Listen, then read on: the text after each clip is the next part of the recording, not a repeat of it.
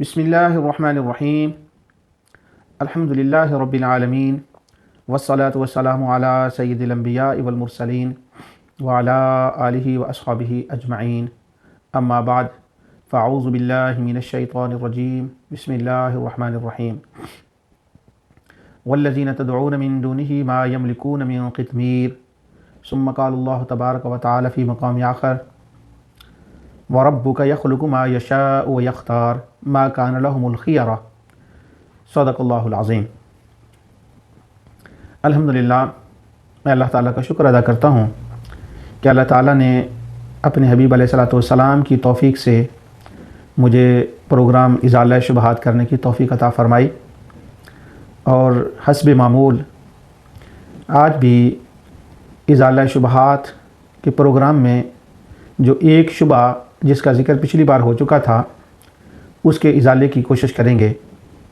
वो शुबा लोग बहुत दलाइल के साथ पेश करते हैं, इसलिए मैं उस शुबे का जवाब भी ज़रा तफसील से दे रहा हूँ। तो आज उसको ज़रा एक दूसरे एंगल और एक नए लफ्ज़ के साथ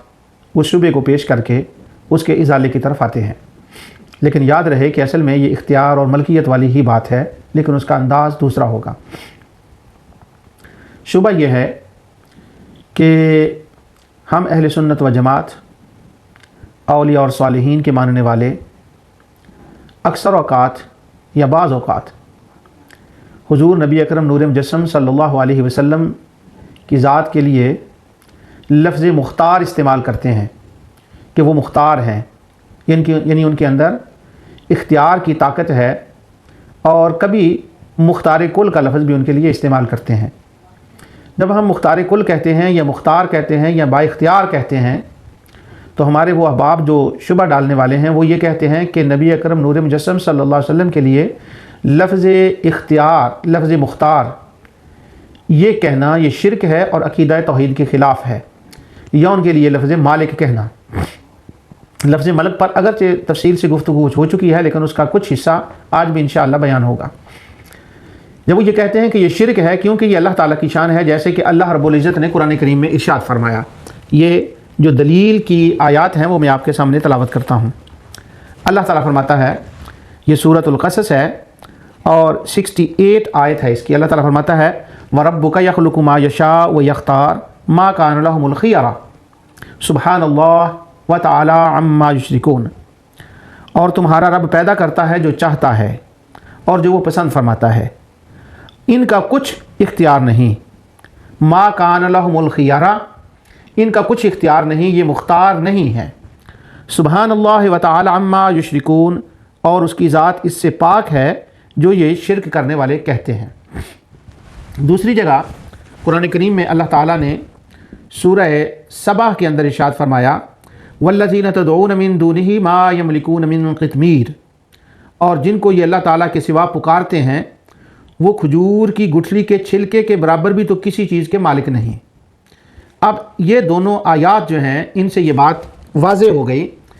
कि अल्लाह ताला की ज़ात के सिवा किसी को मुख्तार या मालिक कहना ये शिरक है, क्योंकि उस सूरह क़सस की आयत के आखिरी लफ्ज़ में फरमा दिया गया सुब्हानल्लाह व तआला अम्मा युश्रिकून,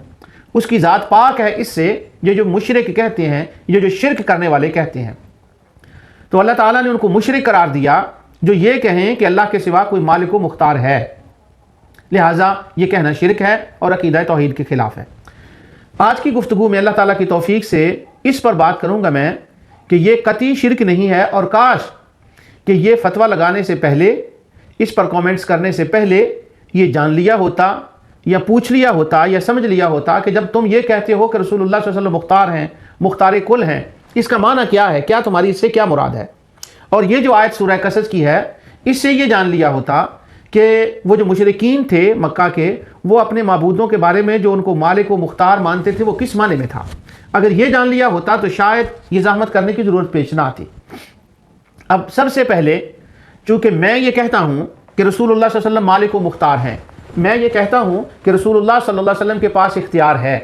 तो सबसे पहले चूँकि मैं ये बयान कर रहा हूँ, मुझे मेरा फ़र्ज़ बनता है कि मैं ये बात बताऊँ कि इसका माना आखिर क्या है, किस माने में हम रसूलुल्लाह सल्लल्लाहु अलैहि वसल्लम को मालिक व मुख्तार कहते हैं। अब पहले मैं उसकी चंद تشریحی توضیحی جو باتیں ہیں وہ عرض کرتا ہوں، اس کے بعد قرآن کریم کی آیات سے انشاءاللہ مفصل اس کا بیان ہوگا کہ رسول اللہ صلی اللہ علیہ وسلم مختار ہیں، وہ مختار کل ہیں، وہ مالک ہیں، وہ مالک کل ہیں، لیکن خدا کے مقابل نہیں، اس کے نائب ہونے کی حیثیت سے۔ اب ذرا پہلے تھوڑا سا اس بات کا جائزہ لے لیں کہ ہم جب یہ کہتے ہیں تو ہمارا مطلب کیا ہوتا ہے۔